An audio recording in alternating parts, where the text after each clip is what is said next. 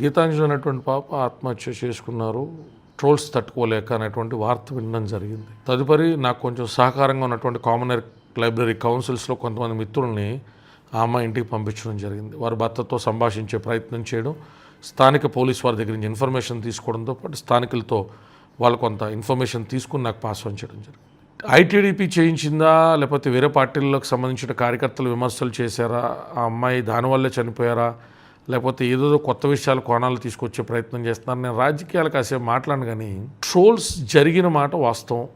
ఆ అమ్మాయి చావడానికి ముందు జరిగినా, చావడం తర్వాత జరిగిన అసమర్థులు, చేతకాని వారు, మానసిక ఉన్మాదులు, తమ జీవితంతో తామే సంతృప్తిగా లేనటువంటి దౌర్భాగ్యులకి ఫేక్ ప్రొఫైల్స్ అనేటువంటి ఆ షెల్టర్ని గనక రిమూవ్ చేయకపోతే ఖచ్చితంగా ఇది చాలా పెద్ద పెను ప్రమాదాలకి దారితీస్తుంది. ఐడెంటిటీ లాక్ చేసుకుంటూ ఉన్మాది భూయిష్టమైనటువంటి మెసేజ్లు పెట్టేటువంటి ఈడియట్స్ని, బాస్టర్డ్స్ని కూడా ఖచ్చితంగా ట్రయల్కి వేగవంతంగా తీసుకొచ్చేటువంటి జ్యుడిషియల్ సిస్టంతో పాటు లాస్ని ఎనాక్ట్ చేయాల్సినటువంటి బాధ్యత కేంద్ర రాష్ట్ర ప్రభుత్వాల మీద ఉంది.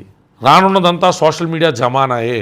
డిజిటల్ మీడియా రెవల్యూషన్లో కొన్ని పరిమితులు, కొన్ని పద్ధతులు, కొన్ని నియమాలు కనుక కొంత వాళ్ళు కనుక పెట్టకపోతే చాలా చాలా ఆత్మహత్య సదృశ్యాలకు పాల్పడేటువంటి పరిస్థితులు ఉత్పన్నమవుతాయి. బాధాకరమైనటువంటి అంశం కాదు, దౌర్భాగ్యం. మన చిల్లాలంటే మన చిల్ల ఒక టోళ్ళకి గురైతే వెళ్ళి చెప్పుకునే స్ట్రైట్ మెకానిజం ఏది? బలవంతులం కాదు, ఊర్లో ఎక్కడో ఒలిపేదో ఒలుచుకుంటూ ఉంటాం.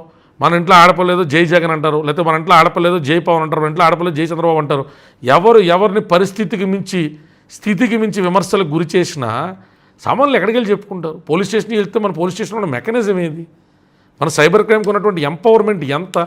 ఎన్ని ప్రొఫైల్స్, ఎన్ని ఐపీ అడ్రస్లతో వాళ్ళు హ్యాక్ చేయగలుగుతారు, ట్రాక్ చేయగలుగుతారు? VPN లాంటివి వాడిన తర్వాత ఐపీ అడ్రస్లు ట్రాక్ అవ్వకపోతే ఎక్కడో విదేశాల్లో కూర్చుని దేశంలో ఉన్నటువంటి యువతీ యువకుల యొక్క పార్టిసిపేషన్ గురించి విమర్శలు చేస్తూ ఉంటే ఎలాగా?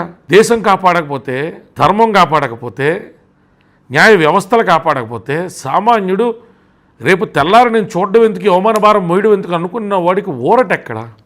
ఖచ్చితంగా అమ్మా నాన్న పెంపకంలో పెరిగి ఇంగిత జ్ఞానం ఉన్నటువంటి ఏ పశు ప్రవృత్తి లేని వ్యక్తి అయినా ఒకసారి ఆలోచించాలి.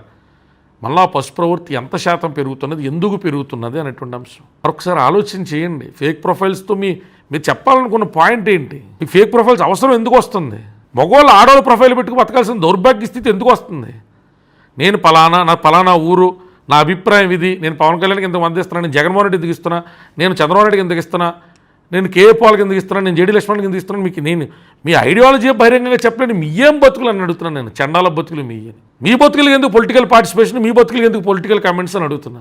ఒక స్ట్రిక్ట్ పాలసీ ఎనాక్ట్ చేయడం కోసం రేపు రాబోయే ప్రభుత్వాల్లో ఆయా శాఖ, ఐటీ శాఖ మాత్యులు కానీ, పార్లమెంట్కి వెళ్ళేటువంటి పార్లమెంటేరియన్స్ కానీ ఈ బిల్లుల మీద కసరత్తు చేసి, కృషి చేసి తీసుకురాకపోతే మిమ్మల్ని నమ్మి ఓట్లేసినటువంటి ప్రజలకి దీర్ఘకాలికంగా హాని చేస్తున్న వాళ్ళు అవుతారు. అందరూ కెమెరాల ముందుకు వచ్చేదే, అందరూ పొలిటికల్ విమర్శలు చేసేదే. పనులు ఎవరు చేస్తాడు మరి? పొలిటీషియన్స్గా మీరు పబ్లిక్ హౌస్కి వెళ్ళిన తర్వాత ఎవరైనా కానివ్వండి, ఒక ఫ్యాషన్ అయిపోయింది. బాగా డబ్బులు ఉన్న కొడుకులు తీసుకురావడం, పార్లమెంట్ గిరి అనేటువంటిది వాళ్ళకి ఏదో కొదవ పెడుతుంటే వాళ్ళకి ఏదో కిరీటి విత్తనట్టు ఇవ్వడం.